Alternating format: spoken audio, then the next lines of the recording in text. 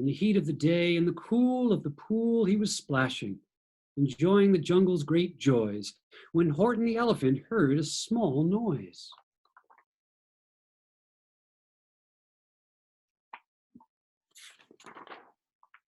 So Horton stopped splashing. He looked toward the sound. That's funny, thought Horton. There's no one around. Then he heard it again, just a very faint yelp, as if some tiny person were calling for help. I'll help you, said Horton, but who are you? Where? He looked and he looked. He could see nothing there but a small speck of dust blowing past through the air. Can you see the small speck of dust?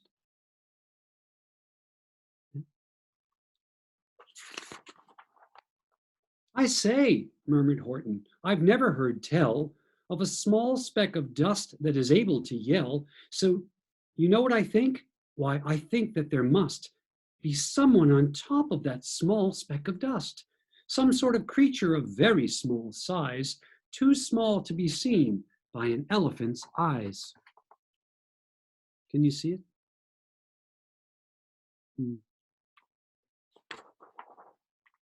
Some poor little person who's shaking with fear that he'll blow in the pool. He has no way to steer. I'll just have to save him because, after all, a person's a person, no matter how small.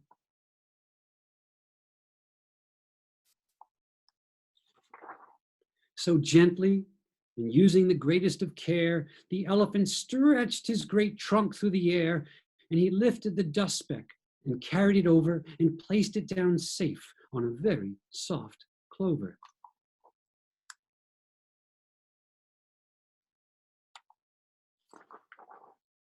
Humph, humphed a voice. 'Twas a sour kangaroo, and the young kangaroo in her pouch said, humph, too. Why, that speck is as small as the head of a pin. A person on that? Why, there never has been.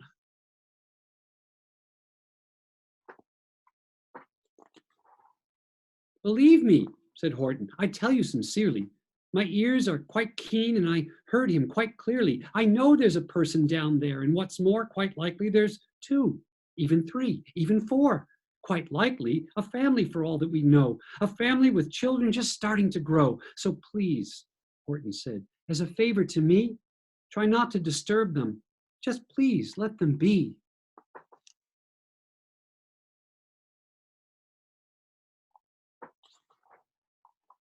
I think you're a fool, laughed the sour kangaroo. And the young kangaroo in her pouch said, me too. You're the biggest blamed fool in the jungle of Nool. And the kangaroos plunged in the cool of the pool. Oh, what a terrible splashing, the elephant frowned. I can't let my very small persons get drowned. I've got to protect them. I'm bigger than they. So he plucked up the clover and he hustled away.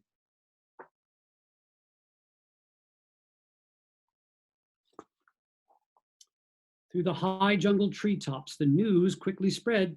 He talks to dust specks. He's out of his head. Just look at him walk with that speck on a flower. And Horton walked, worrying, almost an hour. Should I put this speck down? Horton thought with alarm. If I do, these small persons may come to great harm. I can't put them down, and I won't. After all, a person's a person, no matter how small.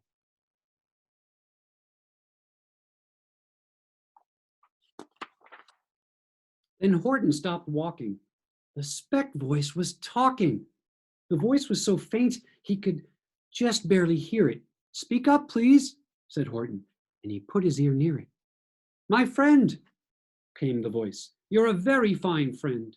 You've helped us folks on this dust speck no end. You've saved all our houses, our ceilings, our floors. You've saved all our churches and grocery stores.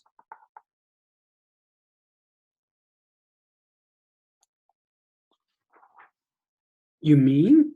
Horton gasped. You have buildings there too? Oh, yes, piped the voice. We most certainly do. I know, called the voice, that I'm too small to be seen, but I'm mayor of a town that is friendly and clean. Our buildings to you would seem terribly small, but to us who aren't big, they're wonderfully tall. My town is called Whoville, and I am a Who, and we Whos are all thankful and grateful to you. And Horton called back to the mayor of the town, "You're safe now. Don't worry. I won't let you down."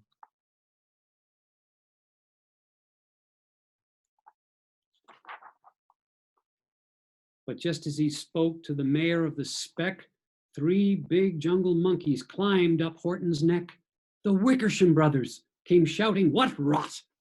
This elephant's talking to who's who are not. There aren't any who's, and they don't have a mayor, and we're going to stop all this nonsense. So there."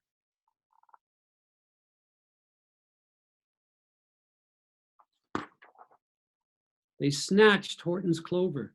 They carried it off to a black-bottomed eagle named Vladikov, a mighty strong eagle of very swift wing. And they said, "Will you kindly get rid of this thing?" And before the poor elephant even could speak, that evil eagle flew off with the flower in his beak.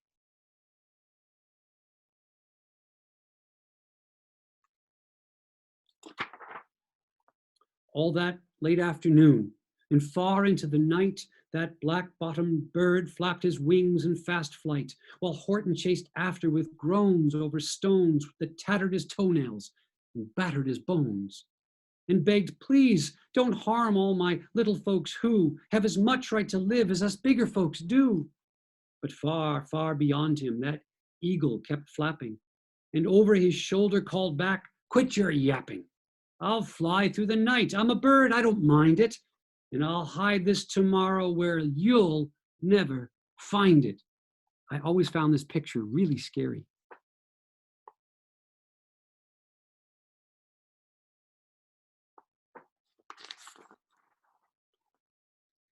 And at 6:56, the next morning, he did it. It sure was a terrible place that he hid it. He let that small clover drop somewhere inside of a great patch of clovers 100 miles wide. "Find that," sneered the bird, "but I think you will fail." And he left with a flip of his black-bottomed tail. Look at all those clovers.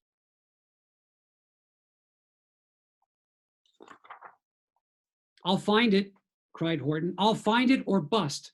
I shall find my friends on my small speck of dust." And clover by clover by clover, with care, he picked up and searched them and called, "Are you there?" But clover by clover by clover, he found that the one that he sought for was just not around. And by noon, poor old Horton, more dead than alive, had picked, searched, and piled up 9,005.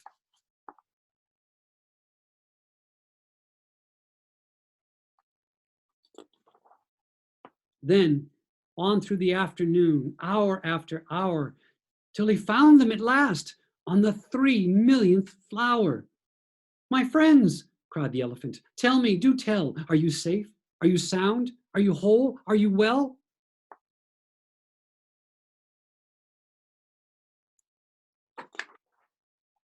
From down on the speck came the voice of the mayor. "We've really had trouble, much more than our share. When that black-bottomed birdie let go and we dropped, we landed so hard that our clocks have all stopped. Our teapots are broken, our rocking chairs smashed, and our bicycle tires blew up when we crashed. So Horton, please," pleaded the voice of the mayor's, "will you stick by us who's while we're making repairs?" "Of course," answered Horton. "Of course I will stick. I'll stick by you small folks through thin and through thick."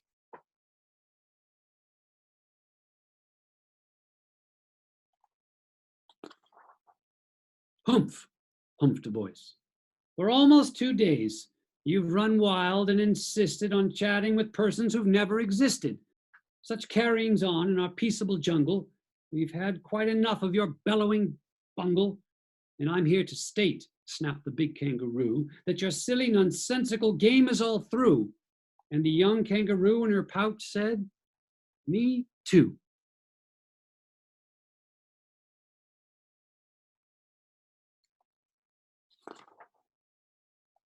With the help of the Wickersham brothers and dozens of Wickersham uncles and Wickersham cousins and Wickersham in-laws whose help I've engaged, you're going to be roped and you're going to be caged. And as for your dust speck, ha, that we shall boil in a hot steaming kettle of bezel nut oil.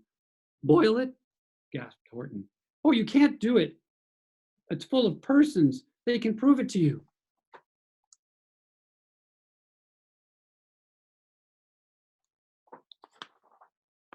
Mr. Mayor, Horton called. Mr. Mayor, you've got to prove now that you really are there.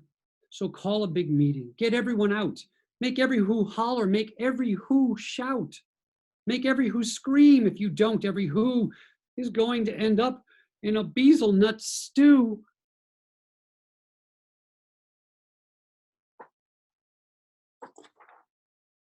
And down on the dust speck, the scared little mayor, quick called a big meeting in Whoville Town Square, and his people cried loudly. They cried out in fear, "We are here, we are here, we are here, we are here."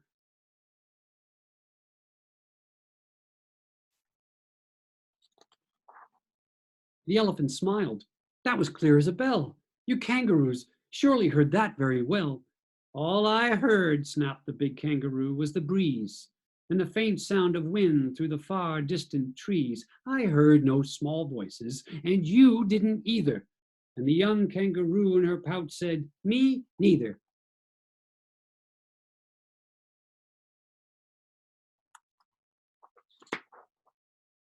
"Grab him," they shouted, "and cage the big dope. Lasso his stomach with 10 miles of rope. Tie the knot so tight so he'll never shake loose. Then dunk that dumb speck in the bezel nut juice." Horton fought back with great vigor and vim, but the Wickersham gang was too many for him. They beat him, they mauled him, they started to haul him into his cage, but he managed to call to the mayor, "Don't give up. I believe in you all. A person's a person, no matter how small, and you very small persons will not have to die if you make yourselves heard. So come on and try."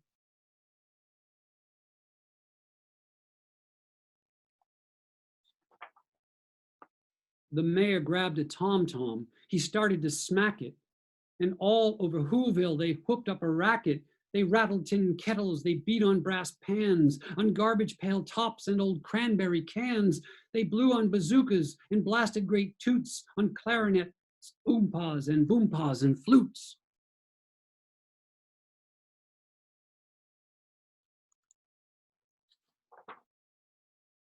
Great gusts of loud racket rang high through the air. They rattled and shook the whole sky, and the mayor called up through the howling mad hullabaloo, "How's that, Horton? How's this? Is our sound coming through?"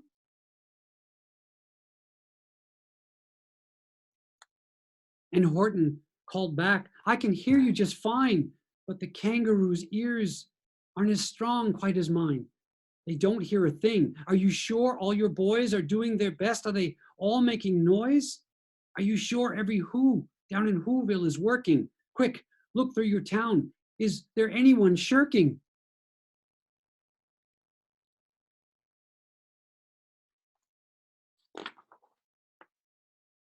Through the town rushed the mayor from the east to the west, but everyone seemed to be doing his best. Everyone seemed to be yapping or yipping. Everyone seemed to be beeping or bipping, but it wasn't enough. All this ruckus and war, he had to find someone to help him make more. He raced through each building, he searched floor to floor.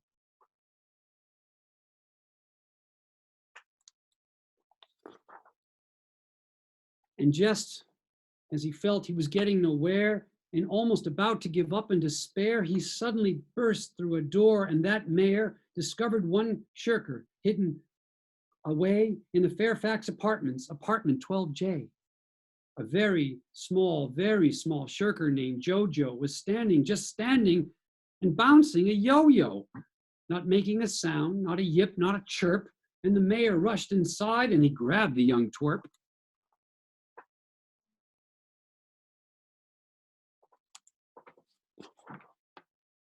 And he climbed with the lad up the Eiffelberg Tower. "This," cried the mayor, "is your town's darkest hour.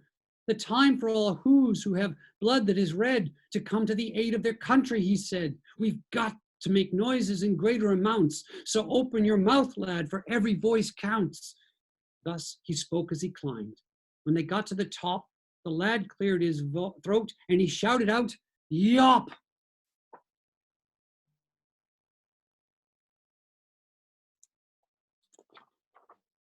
And that yop, that one small extra yop put it over. Finally, at last, from that speck on that clover, their voices were heard. They rang out clear and clean, and the elephant smiled. Do you see what I mean? They've proved they are persons, no matter how small, and their whole world was saved by the smallest of all. How true. Yes, how true, said the big kangaroo. And from now on, you know what I'm planning to do? From now on, I'm going to protect them with you. And the young kangaroo in her pouch said, does everyone know how it ends? Me too. From sun in the summer, from rain when it's fallish, I'm going to protect them, no matter how smallish. And that was the story of Horton Hears a Who by Dr. Seuss. And I hope you think about what the special message was in that story. And I very much enjoyed having this opportunity to share a bedtime story with you. I hope it's not the last one that I get to do. See, I did a little rhyme there, like that. Anyway, I wish you all a very good night and thank you for sharing this with me. Bye-bye now.